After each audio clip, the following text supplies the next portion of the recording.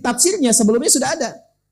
Kalla, jangan, itu bahaya. Itu saking sayangnya Allah. Kalau tidak sayang nggak akan diperingati. Orang tua kalau sayang, kadang-kadang demikian kan? Jangan. Ya, marahnya orang tua kan bukan karena benci, tapi lebih karena sayang kan? Karena tahu, karena punya pengalaman. Apalagi Allah yang tahu segalanya. Ya, karena Allah betul-betul sayang, ibu punya rahim, ibu marah. Allah sifatnya rahim. Gitu. Jadi ketika menyampaikan misalnya dengan keras peringatan, pengingat. Ya, itu ditafsirkan awalnya bukan karena sifat ghadab atau marah bencinya, bukan, karena sayangnya. Mumpung belum meninggal, masih ada kesempatan taubat. Jangan lakukan itu. Kala, jangan, itu bahaya. Bahaya. Jangan lakukan. Ya. Jelas di sini? Baik.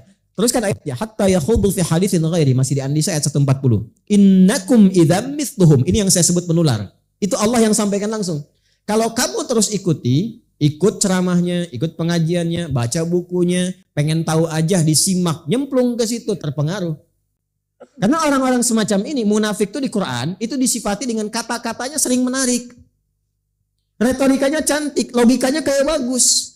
Padahal menjauhkan Anda dari Allah. Yang dipertaruhkan tuh iman. Iman tuh kunci akhirat. Gak ada iman, celaka akhirat. Hitungan akhirat tuh bukan perbuatan dunia, tapi iman kunci dasarnya. Ya, iman. Makanya ada orang sholat, ada orang puasa. Ada orang sholat, ikut puasa, ikut zakat. Ya, ikutan semua itu. Bisa masuk surga enggak? Halo? Kalau tidak tahu katakan wallahu alam. Ini biar cepat. Ada orang sholat, ada orang puasa, ada orang zakat. Bisa masuk surga enggak?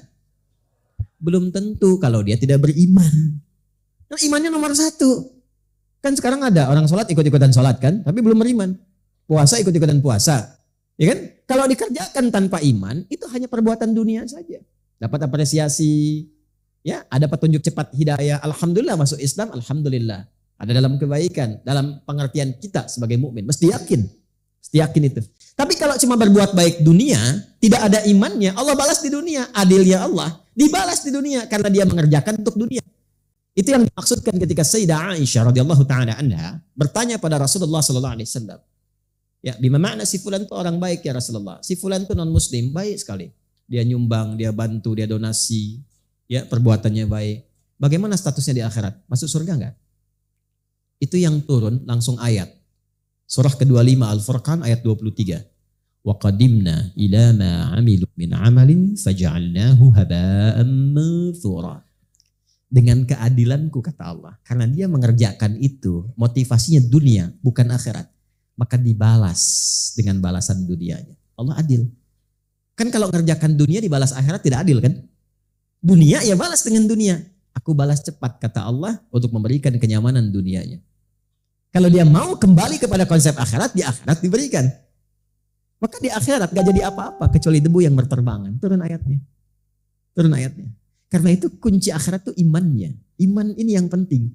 Nah, saking kencangnya peringatan itu turun. Kala, jangan lakukan, ini bahaya. Makanya kalau ada orang yang nyeleneh, yang tidak jelas, jangan sertai. Jangan iseng-iseng, tinggalkan aja langsung. Bahaya. Nah, orang-orang seperti itu tipikalnya kadang-kadang bicaranya pintar, tapi tanpa sadar membawa Anda menjauh. Ujung-ujungnya nggak sholat, ujungnya nggak puasa. Yang paling bahaya menyoal keyakinan sendiri. Ya, di mana ditemukan kalimat itu? Di Al-Baqarah misalnya, di ayat ke-204.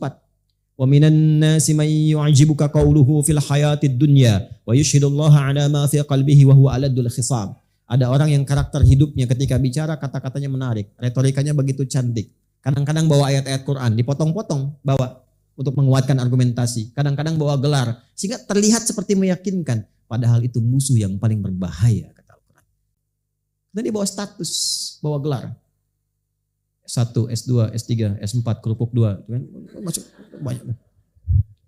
Karena saya suka pengen senyum sendiri, ini orang belajar tinggi-tinggi sampai S3. Tapi gak kenal Allah, kalah sama anak TK yang belum sekolah SD. Saya ngapain sekolah tinggi-tinggi kalau konslet pulangnya? Sekolah tinggi-tinggi tapi gak kenal Allah. Sedangkan ilmu itu ada untuk menguatkan iman. Anda kalau belajar di kampus IPK 4 gak kenal Allah, belum pintar Anda. Belum pintar. Karena ilmu itu ada untuk mengenalkan kepada Allah. Ilmu apapun itu. Karena itu dibuka iman dulu baru ilmu. Itu ada di Quran surah ke-58 ayat 11. Yarfa'illahu alladhina amanu minkum walladhina utul ilma. Jadi semua perangkat hidup yang ada sekarang itu untuk mengenal Allah. Anda punya jabatan sekarang, pangkat, bintang, macam-macam, tinggi. Tapi kalau dengan kedudukan itu belum mampu mengenalkan bahkan diri Anda kepada Allah, itu belum diakui di hadapan Allah. Ya, harta juga demikian. Berapa banyak harta yang mampu mendekatkan diri Anda dengan Allah? Kalau udah ditambah sampai miliaran, triliunan, belum kenal Allah juga, mau berapa banyak lagi? Sedangkan itu tidak dibawa pulang. Karena jangan lakukan begitu. Teruskan ayatnya. Innallaha jami'al munafiqina wal kafirina fi jahannam jami'a. Kalau ada orang mempertahankan nifaknya dan mempertahankan kemunafikannya dalam konteks penyoal agamanya, maka tempat kembalinya yang paling istimewa di neraka, kata Allah. Yang paling istimewa di neraka. Apa itu? Jahannam. Bahkan nanti kalau terus baca sampai ayat berikutnya akan ditemukan kalimat innal munafiqina fid darkil asfali minan nar. Di tempat yang paling bawah, di keraknya. Di keraknya. Disatukan dengan orang-orang ingkar. Nah, itu bahaya. Makanya kalau ada yang menyoal nabi, menyoal ajaran, yang pertama kita lakukan menjauhi itu, yang kedua kita doakan.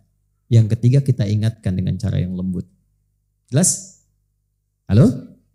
Jelas ya? Dan didoakan karena masih punya hak untuk jadi soleh sepanjang hidup. Itu yang mungkin sering saya tekankan. Karena boleh jadi bisa menjadi seorang pecinta Islam yang tinggi ketika menemukan kesadaran. Dan kita dorong dengan doa.